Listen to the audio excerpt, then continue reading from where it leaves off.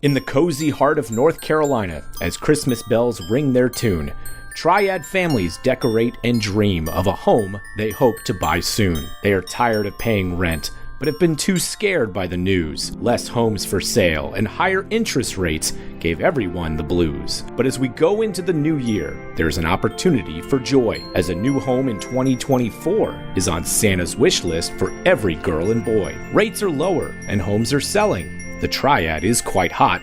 The Sharp Mortgage team will talk to you with great care and thought. Even if you are not ready today to take the next step in your life, we know that life can change quickly for a husband and wife. There is no obligation to talk to our local team about your dreams. No stress at this time of year. It's as easy as it seems. Celebrate Christmas knowing you are well on your way to build beautiful traditions and magic for future holidays. The Sharp Mortgage team raises a toast to your family's festive cheer, whether you're ready now to buy or waiting till next year. A house truly becomes a home when filled with love and holiday songs. Christmas 2024 in your new home is where happy holiday hearts belong. This is the Triad Podcast Network. Welcome to the 14th episode of Top Tier Talks. We have member David Kraft, who's also going to talk about DC Performance. But welcome, David. He has been a member here since August of 2022. So almost a year and a half. Welcome to Top Tier Talks. Yeah, thanks. Excited to be here.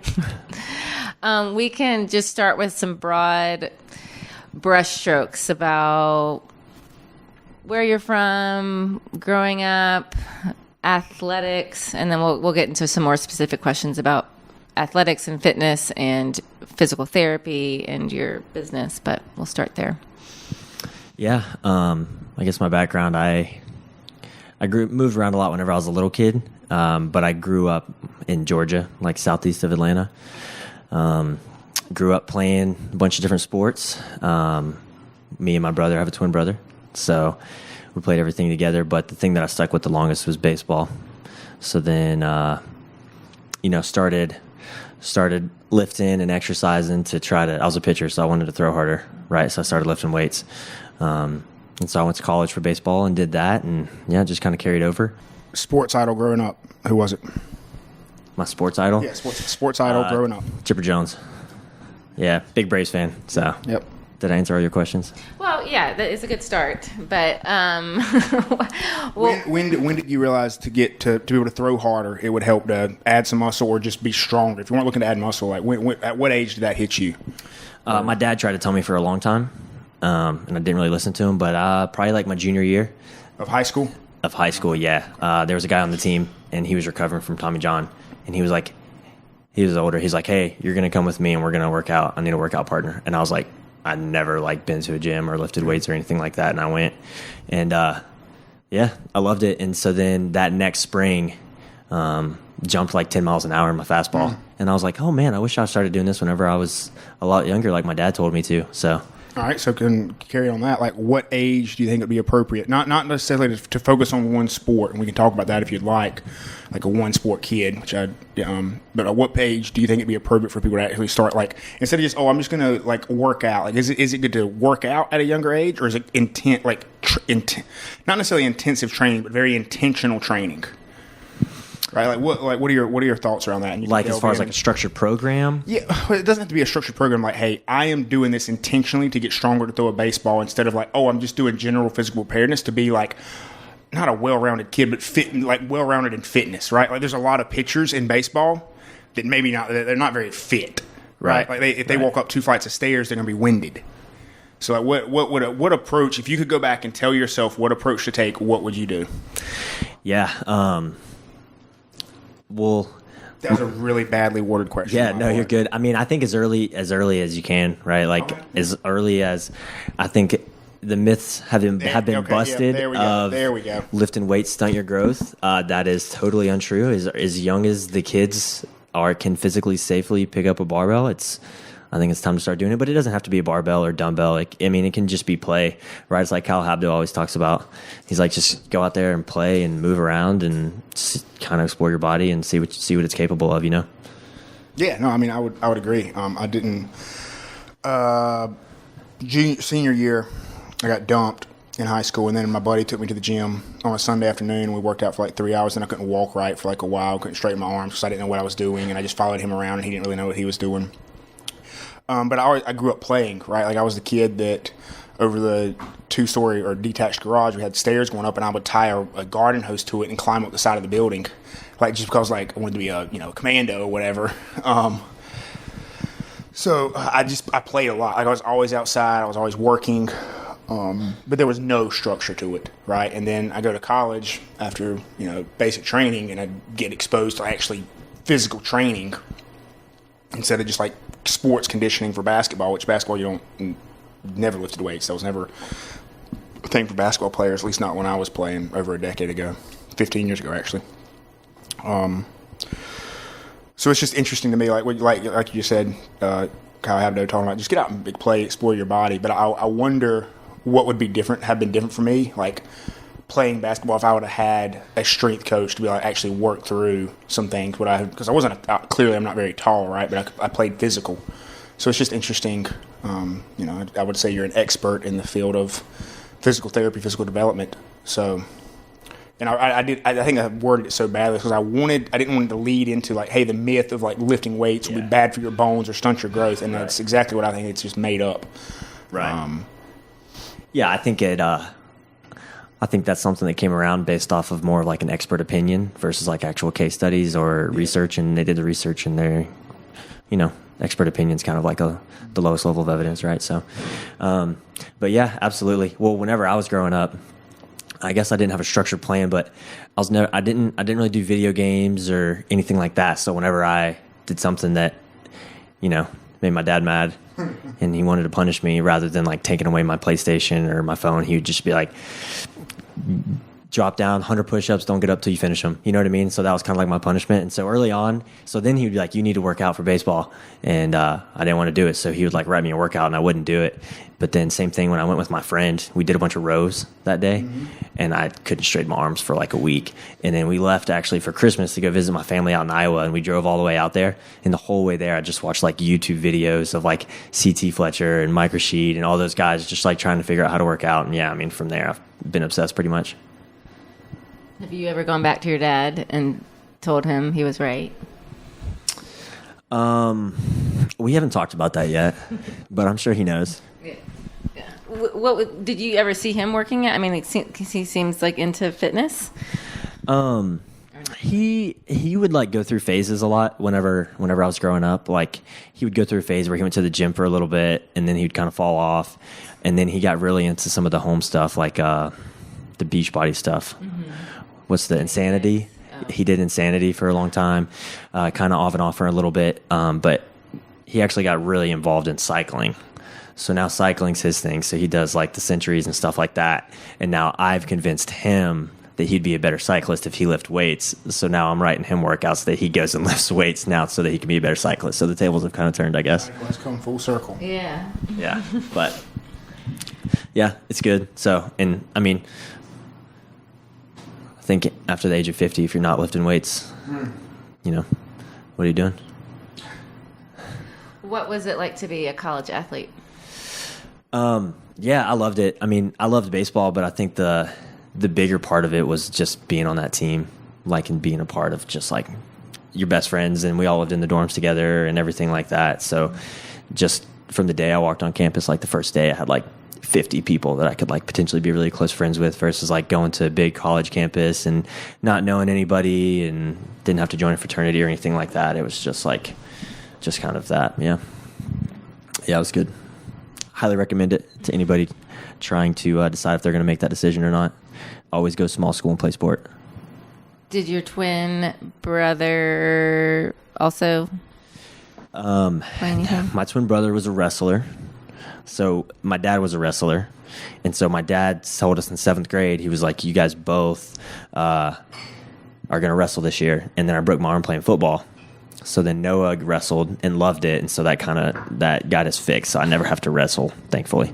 But yeah, then he ended up doing really, really well, and placed like top 4 in state like every single year. And he actually had he had a lot of schools like Air Force and a lot of like really big schools reaching out to him to wrestle, but he didn't want to do it. He's super smart, a lot smarter than me, and so he wanted to go to a big school and get the education and everything like that. So it worked out for him. Baseball was never his thing as much. He was more of like a wrestler. So I feel like when you visited here, you had not been into a gym like this before. I feel like you were more into, like, I don't know. He does classic strength conditioning. Very different than high intensity interval training. Yeah. So just if you want to speak to, like, I didn't mean to speak for you, but I just wanted I wanted to clarify our terms. I feel like you were wandering the neighborhood and then you came upon us, and then I think you ended up working out with PJ that day. And I don't know. Just like the evolution of what you've kind of, how your fitness has changed in the past 18 months. Yeah, absolutely. Well, I trained for baseball for a long time, and then whenever I graduated and whenever I was in PT school, I just did, like Ben said, very classic strength and conditioning, the big compound movements and accessory stuff to kind of complement it. Somebody who doesn't know that. Bench press, deadlift, squat, and everything to make those three things better, and kind of just, I guess you could call it bodybuilding, but I wasn't really doing it for bodybuilding. I just wanted to be strong. If we're talking about powerlifting or the classic strength conditioning would be those three, I would say. Yeah. And then bodybuilding would be accessory work. Yeah. Just the difference between the two of those, and that was kind of what I was always used to a little bit. And then during COVID, I started go ahead. What did you do for conditioning? Would you just like, hey, this is a completely separate training piece? Would you like get on the elliptical for 30 minutes, spin bike? Yeah, well, so clearly you're very conditioned. Well, in college, we every day we worked out twice. So we had a strength person, and then we had conditioning like in the afternoon, and so I never had to worry about it before. And then I got to PT school, and it was kind of a wake up call, because then I had to actually go out on runs and do all these things, and I didn't like it at all. But I never really did any kind of high intensity kind of training or anything like that. It was all just very low impact, almost like zone 2, right? Yeah, just going out for a jog. Classic strength conditioning, though, that's what you're going to see.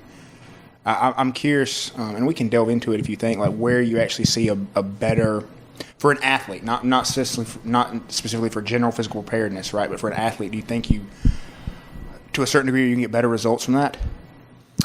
The only reason I watched a video of an old school football strength coach, I'm talking from the late 80s, early 90s. Old school is relative, right, depending on how old you are, but for me, that'd be old school. And he was talking about, I see all these new guys teaching people the Olympic lifts, and particularly the clean. And he was like, I just don't see how that translates to football. Power. Power. I mean, yes, but he was like, but there's different way. He was like, it's too technical, is what he was saying. Why am I going to teach time doing technicalities when I can teach? And I don't know what his examples were for power output, right? I think the clean is a good power force, but clearly you got college football players hang cleaning 450, what? I'm not a little dude and not a weak dude, and there's nothing I can do if you grab me. There's nothing I can do if somebody can hang clean 450 grabs me. Again, badly worded question. Yeah, I was thinking. No, it's fine. No, I mean, what was the question again? So breaking it up between a strength portion of training, you said in college, an hour or whatever was strength, and then you did conditioning separately, or is that a myth as well? You think?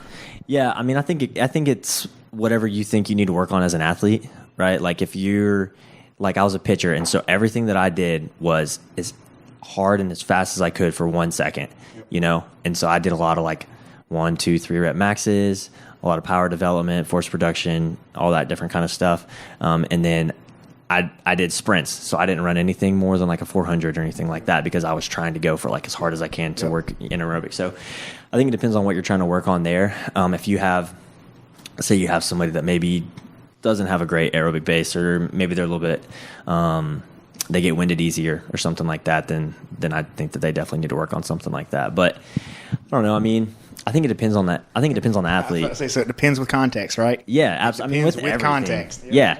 I mean, but that's why. I mean, if you have a coach, right? Even for these teams and stuff like that, the coach should be able to recognize that for each individual player and be able to tell them what they need to work on, versus everybody just does this kind of one thing, right? Because every athlete's different, everybody moves different, and everything like that. But yeah.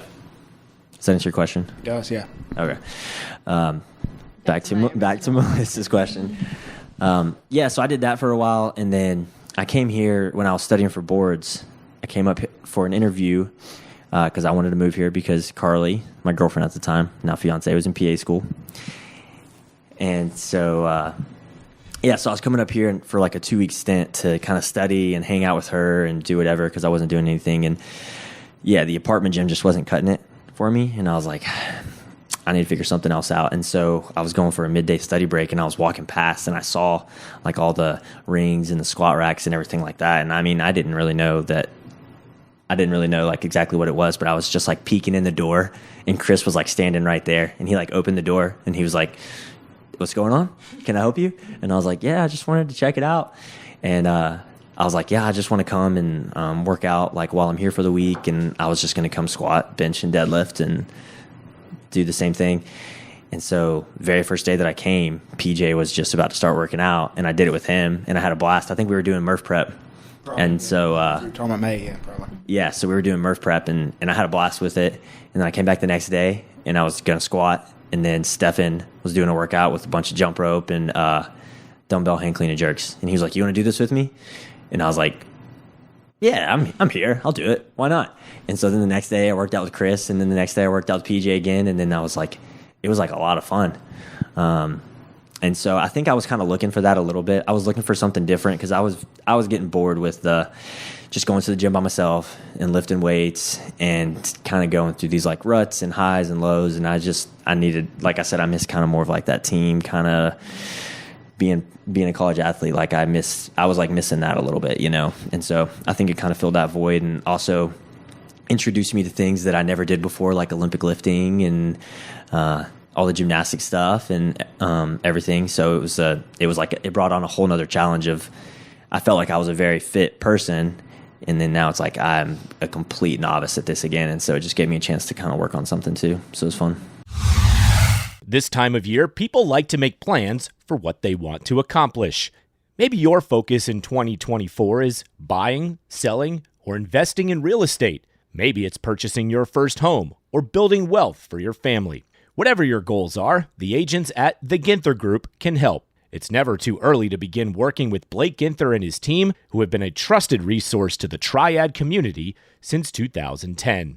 To reach Blake and his team at the Ginther Group, just visit theginthergroup.com or give them a call, 336-283-8689. What made you want to be a physical therapist? Ooh, the big one. The personal statement. I'm going to take a drink first. I mean, is it that, or how'd you meet Carly, and how'd you decide that she's the person that you want to spend the rest of your life with? Ooh. So, I'll start with the first one. We'll do the second one. So I knew that, I don't know, I never really thought about it. I was like, I'm going to go play baseball in college, and after that, I don't really know. I knew I wasn't good enough to go play pro, but I didn't want to have to think about it after baseball was over. And so I got recruited and everything like that, and I was talking to my dad, and I was like, I know for a fact I don't want to sit in an office and look at a computer. I was like, I know that obviously it's important jobs, and that's just not what I see myself. I want to do something, outside or whatever it is. And he was like, oh, okay. And he had a friend who was a PT, and he was like, well, we could look into this kind of physical therapy thing and see what you think about it and everything. So I was like, whatever. So I got to college, and I sat down with my advisor, and she was like, what do you want to study? And I was like, what do you mean? She's like, well, you got to pick a major. And I was like, you don't pick my classes for me? And so she's like, okay, here's our majors. You can pick one. And one was exercise and sports science. I was like, perfect. I'll choose that one. That's the one I want. So I was at like the freshman 101 class, and they were showing you all the things you can do with this major. And anybody that knows anything about exercise science, it's a lot of post-grad stuff. So there was all post-grad things that you kind of needed to be able to do it. And so one of them was PT. So my mom had a couple of back surgeries growing up. And so I went home that May on Mother's Day. We were camping, and she like bent over to just like put her sock on, and her back just like went out, and she like couldn't walk, and we had to like leave early, and I was having to like help her get in the car and help her do this and help her do that. She couldn't do anything, and she called her surgeon, and her surgeon was like, you have to go to PT. And she was like, this is the stupidest thing. I need another MRI, all this kind of stuff. And we went in, and the PT was like, all right, look, give me a couple of visits. If you don't get any better at all, then I'll message your surgeon that I can't help you. So she's like, okay. So we went back, and after like the second and I'm talking, she couldn't get out of the car by herself. And after the second or third visit, she was like walking around, touching her toes, like doing all these things. And it was just, for me, it was like, I think it'd be so cool to be able to like make a change in somebody's life like that, because I saw how much pain she was in. And so I now know that not every case is that way. That was a 1 in 100,000 or whatever you want to call it. But I mean, it happens every now and again. But yeah, so I thought it would be really cool to be able to impact somebody's life like that. So that's why I decided to go. And so then I went back to school that fall, and I was like, all right, I'm on the PT route. And so that's what I chose. You didn't have to change your major, or did you have to? No, exercise science is a pre-PT route. Yeah. So basically, I went to a small school. So basically, it was athletic training and biology, and they just kind of put them together and made an exercise science out of it. So I took a lot of the biology classes and all the athletic training classes, and yeah. Did you go straight from undergrad to PT school? Yep, graduated in May, started in August. 3-year program? 3 years? Yeah, so it's 8 semesters consecutively. So I started in the fall and I graduated in the spring, so I didn't have to do the last summer. But yeah, it was like 3 years. Okay. Yeah, it was a lot. It was a lot. And wasn't quite sure what I was getting myself into, but we figured it out when we got there. how did you decide on like what type of PT that you ended up in? Yeah, I think. Well, as far as like what school I went to or like what field I was in. I feel like different people like within PT. There's different. Yeah, absolutely. I just gravitated towards what I was interested in, which is strength conditioning and fitness. Yeah. So yeah, I mean, how would you apply that to the everyday person? Somebody that wasn't a collegiate athlete, somebody that has no athletic background, somebody that doesn't have a desire to compete in powerlifting, strongman, Spartan races, no desire to compete in anything. How would you say, from a physical therapist perspective? I mean, you kind of mentioned it, like if you're not lifting weights past 50, like what are you doing? But how would you, not to give you an elevator pitch, but how would you break it down for somebody? Yeah, I mean, I think on some level, whatever your starting base is, everybody should be doing something at least a couple of times a week to take care of themselves, right? Because like our bodies are not made to sit around and they break down if we don't move them, right? And so I think everybody should do something almost every single day to take care of themselves. And so what I tell people, I'm like, if you are trying to take care of yourself and there's something that's keeping you from being able to take care of yourself the way that you want to take care of yourself, that's where I come into the mix. And I'm like, okay, whether it's a knee thing, a shoulder thing, even an education thing, it doesn't have to be exercise related. Like you just need a little bit of coaching here or whatever it is. Yeah, I want to help people be able to take care of themselves because that's what I believe in. I think that everybody should do it on some level. And if it's not, it's, you're not just doing it to you, you're doing it to your family and everything like that. So, yeah. So I've seen it on both ends. And so I want everybody I come in contact with to have the opportunity to be able to do that, Yeah, makes sense. Yeah, I was trying not to be leading, but you don't need to be an athlete to like benefit from physical therapy or benefit from gaining a little more knowledge. Like, some people like they have no desire to be an athlete, but they want to be a better dad. They want to be a better mom. They want to be a better brother or sister. They want to be a better example to somebody, or maybe they just want to be a better human being. Again, I realize the term "better" is relative, but like if you can walk up and down a flight of stairs and not be winded, good chance your heart is a little better off than if it is if you get winded, right?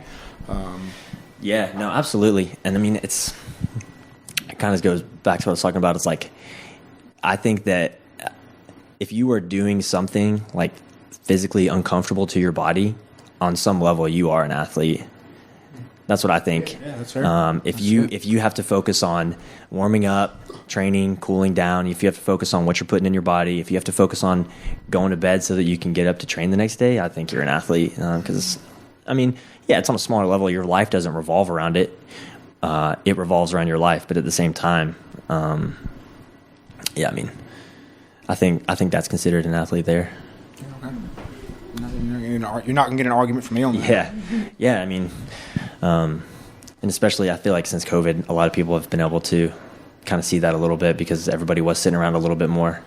And maybe it was time freedom or whatever it was, but I think people have been moving around a little bit more too, which is good. So you move here. Carly, she had one more year of school, and you started at a job. I did. Yep. I started at a job that I think I was actually here working out whenever I accepted the job. Yeah. I was talking to both of you, which was pretty cool. So I worked there for a little over a year. In the meantime, just doing a little bit of coaching here and personal training. When did you start seeing me for my knee? It was like late October, early November. So it was about a year and 2 months post-op, I guess. A year and 3 months post-op. Something like that. Yeah. It was... It was after the knee started after the runner's knee had gone away, so the knee wasn't jumping around anymore. So the knee was, quote unquote, tracking the way it should be. Probably wasn't, but it's. Yeah, we got linked up because you had injured your back because the deadlift. Yep, I had bulged a disc. Yep, that's what I initially because the knee was doing okay. Yeah. All right, and I came to you for yep, that's right. Yeah, so then we worked together for a little bit, and then just kind of slowly grew from there. Yeah, get me back running one day. We'll get there. We started plyos last week, so did some today. Slow. At least we don't have a timeline, so we'll get there. So did that for a couple of months, and then Carly and I saw you guys at Target, and you guys were both like, "What do you think about?" It was like Christmas. That. Yeah, it was last Christmas. Yeah, I was like, "What are you guys doing?" Yeah. You guys were like, "We actually just had a meeting about you." I was like, "What do you mean? I've been a member for like 3 months. Why are you talking about me?" And you guys were like, "What if you came and offered your members your services to our other members?" And so I started doing that in January, and it was pretty casual for a little bit, and then I think between conversations between the three of us and me and Carly talking, we realized that it could actually become a reality, and so we started pushing towards that. So yeah, it's time to get serious about your financial future. It's never too early, but it could be too late to get started. And that's oftentimes the hardest part, getting started. How much do I save? Where do I invest? Do I save for college or retirement? How much for each? And who do I talk to about it all? Okay, we'll keep things simple for now and help you answer the last one. We recommend you begin with a local financial advisor. And that's Jennifer Johnson of Three Magnolias Financial Advisors. She'll sit down with you for a complimentary introductory consultation and go over all of your questions. Get started on the path to achieving your financial goals. Visit 3magnoliasfinancialadvisors.com or call 336-701-1600. Get comfortable with your financial future. 3 Magnolias Financial Advisors. Retirement, financial planning, and investments. Securities offered through Cetera Advisor Networks, LLC, member FINRA SIPC. Investment advisory services offered through 3 Magnolias Financial Advisors. 3 Magnolias Financial Advisors and Cetera Advisor Networks are not affiliated. Cetera is under separate ownership from any other named entity. Yes, and that's a good opportunity to talk about DC Performance and what you're doing, and kind of, I think it'd be great to hear the different people that you're working with, in a, I don't know, HIPAA safe way. Whatever you can say, and you don't have to use specific names. You can talk about just the kind of, because I feel like you have a very... To be clear, I give you full permission to talk about whatever you talk about to me. We just started a little bit. We're good. So out of Top Tier Fitness has formed DC Performance Physical Therapy. And so that's me, David. But so started out a couple of clients just for personal training, just for physical well-being. And then I got another client who had surgery on his knee, wanted to get back to running ultras and doing some of these other things, but realized that maybe a little bit of the strength and conditioning focus was lacking, and the planning for some of that was there. So we started working together a little bit. So then from there, I work with people with just mobility limitations, people that want to have better mobility overhead, to people who have got some back pain flare up and they're not able to do the job that they're able to do, and all with the goal of getting back to being able to take care of themselves through fitness and things like that. I feel like I gave my elevator pitch there a little bit there prior to this conversation, but so it's not everybody is what you think of, like, quote unquote traditional physical therapy, where you get sent there by your doctor or your family med because they can't give you another injection or whatever. It's truly, if you have a problem and there's something that is stopping you from being able to do what you want to do, that's what I want to help people with, to help them solve their problems there. And what are you able to do now that you weren't able to do at your previous job? I'm one-on-one for a complete hour where it's just me and you, and we're going through, looking at everything that you're doing. I have the time to really look at, total volume throughout your entire week. So I'm helping people not just plan out the hour that I'm with them, but talking about what are you doing throughout the week? Let's look at the total volume that you're doing for this problem or this or this or that, and really helping them kind of structure themselves and educate them a little bit better on how to learn how to better take care of themselves versus like, okay, your doctor sent you here. Let's try a couple of weeks of physical therapy and see if that works. And if not, then, we'll send them back and see what happens kind of thing. So I think really it's just I'm able to, because as a new grad, I think a lot of people, they get in and they want to change the world, right? And the longer that you do it, you just kind of get burnt out in any kind of medical field setting. And there's people that don't do it, and much respect to them. But I think that I got out before the point of just kind of getting numb to a lot of the problems and a lot of the things that you kind of see in the traditional healthcare system of just the speed and the reps and everything like that. So really just being able to follow up with people there and just really just care about them as a person and help and just be on their team, in their corner. Yeah, I was going to speak to that just a little bit because, again, I want to be respectful of anything. Your relationship with other patients, I was going to speak to myself, right? And coming off the 4th knee surgery now, it's just really the realization that my body cannot do what it once did, but there's still a sporting endeavor that I want to pursue, right? It's a little bit different, and me and you have talked about that, and I want to be able to run again, right? Be able to produce force and move quickly, and that is not quick has never been a word to describe me. But like agile. Yeah. Flexible. Flexible. Yeah, exactly. No, negative, Ghost Rider. But to do this new sporting, you got to be able to be quick. You're on your feet at least, and then I have 2 left feet, so like I'm not coordinated with my feet, and just getting that mind muscle connection that's been gone for 3 years now, or close to 3 years since the graft procedure. What you're able to do is really hold space really well and let me talk through things that you probably already like. I know where this is going, but he needs to talk through it and get there himself. That's what I was going to say. Like I had a very good physical therapist after the surgery through Wake Forest Baptist. He did great, but there was times like to fit into his schedule, like he's having 3 or maybe 3 other people. So he's seeing 4 people, and it's like, okay, well, I kind of have an idea of what I'm doing and what I'm supposed to do and what the stimulus is supposed to be, right? But I can't see myself move. And it's like, he's like, oh yeah, that looks good. And then like I don't see him again for 30 minutes. And it's like, well, what did I just pay? I mean, forget what insurance paid. Why did I just spend $25 at the time? Because I had a great insurance and copay was very minimal. But now, like, my copay would have been $150 as a small business owner without supplemental insurance.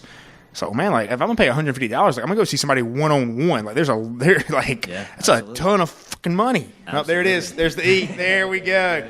I tried to catch it. Oh, yeah. God, man. Yeah, absolutely. 36 minutes. But I mean, it's not, like you said, like, it's not his fault. Like, he's a great PT, but it's just the fact that that's just the nature of where we are, and so and it works for a lot of people.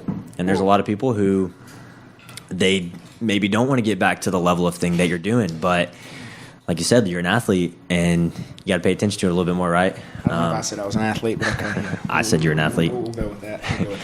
What I was saying is, like, you hold space really well.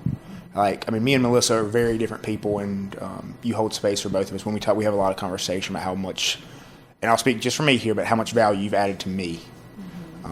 And that's really, like, outside of my new sporting endeavor where I'm complete novice at and getting humbled every single time I go do it. I feel like I'm able to, like, get down with my daughter more, be able to play with her more, and I want to be that example, right? Like 50 plus, I want to be the example. Like when she's in high school, I'm like, oh, well, that's Call's dad. Like that's Call's dad, because like it's not like he's X, Y, or Z. It's just he can do and like he can be active. with her, whatever her endeavors are going to be. Like, I don't want to be that's just this. Man, not this dude yelling from the stands. It's like, who are you? Like, you couldn't do any sport. Like, and it's like, oh, back in my day, it's like, no, man. Like, what are you doing now? Like, you know. Absolutely. No, that's cool, and I appreciate that. But I think a lot of what I do is like, it's coaching just as much as it is as being like your healthcare provider, right? Like, I'm with you for an hour a week, and so I can either tell you exactly what to do and just kind of have you do it, or I try to almost put you in a position to kind of let you figure it out on your own. And so then you're like, oh, on that one I did this thing, and I'm like, yes, exactly. Now do that again like 10 more times, and you're like, all right, cool. And now you have a better understanding. And then I walk in the gym on Tuesday, and you're going through the same thing that we worked on last week, executing it perfectly because you figured it out, not because I sat here and just cued everything that you were doing. You know what I mean? So sometimes, and that's the perk of being an athlete, is you're able to figure it out. There it goes again. You're an athlete.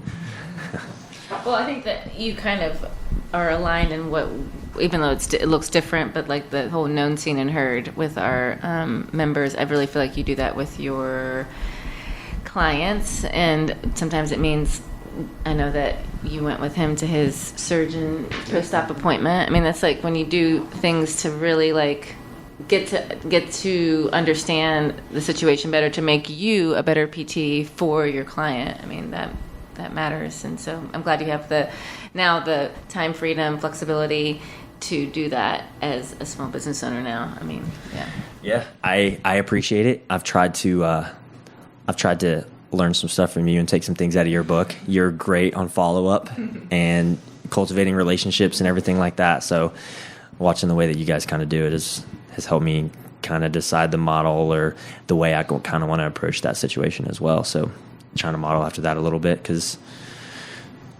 my sister's a small business owner, but I don't know a lot. So I don't know very many small business owners. So being able to kind of watch you guys do what you do has helped me kind of decide what path or what vision I kind of want to run for myself, as you guys have yours on the back of the board right here. But yeah. So moving into 2024, what are David's personal and business goals? I feel like you were working on this earlier. We went from like a year and a half of not ever doing Olympic weightlifting to clean in 300, which is pretty fast. Well, I had done power cleans before. I'd never done the... Okay, you never done the squat clean. Okay, fair enough. Yeah. It was a very smooth 300 clean. In the video, you can hear Ben in the background, coaching me up. Leave that out. Yeah, coaching me out. Yeah, no, I think business wise, I'm 6 weeks in now, and so I feel like I'm starting to. Well, it was weird because for what was that, like 10, 11 months, I was working here in the mornings and evenings and then going to work all day. And so my body was in this constant state of just working all the time. And now I still work a lot, but it's like in a different form, and it's being creative, and it's following up with people, and it's trying to build those relationships. And I have, different kind of like free time and stuff like that. So I've kind of started to get into my schedule a little bit better, where I feel more comfortable with that. So I think going forward, just really getting a routine for myself and knowing how I want to kind of progress myself going forward. So, yeah. And then fitness goals. I think I'm going to try to do a triathlon this summer. Yeah. A small one. Have you ever done one before? No. But if I ever get a client that does, I want to understand where they're coming from, and so that I can kind of understand their mindset and the training for it and kind of what goes through it a little bit there. I want to cover like cycling, swimming, and running. I mean, also, yeah. It's not just a triathlete, a runner, a swimmer, a cyclist. Yeah, like I want to have, I think me working out here has made me a better PT, because it's helped me understand movement a little bit better, because it's very different doing just like bench press, squat, deadlift versus like all the things that we have to do in here, all the movements that are programmed. And so I've had a much better understanding of movement, and so I'm kind of trying to take that forward into everything. So if I get a client who's a big runner or a cyclist or a swimmer, I kind of want to understand. Like I have 2 clients that work with horses, and so next week I'm going out to the farm and I'm going to ride the horse, and watch them do their thing and try to get a better understanding of just where they're coming from, so I can help them a little bit better too. So triathlon. Yeah, triathlon. I want to. Just being trying to be a well-rounded business owner. Like the more you can understand, the more people you can connect with. It's. And before this fourth knee surgery, I had told we had a member here that did a sports try, or. Oh yeah, but it was like.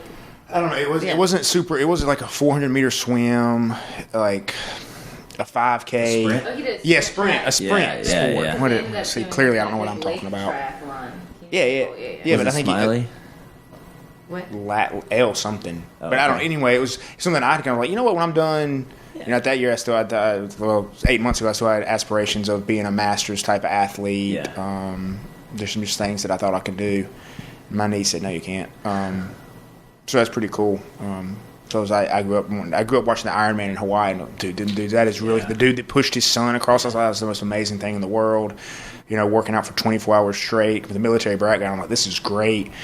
Then I realized, like, hey, you're never going to like running, Ben. You're just not. You're way too heavy for running. So, I tried to be a runner once. I don't know if I've told you guys that story.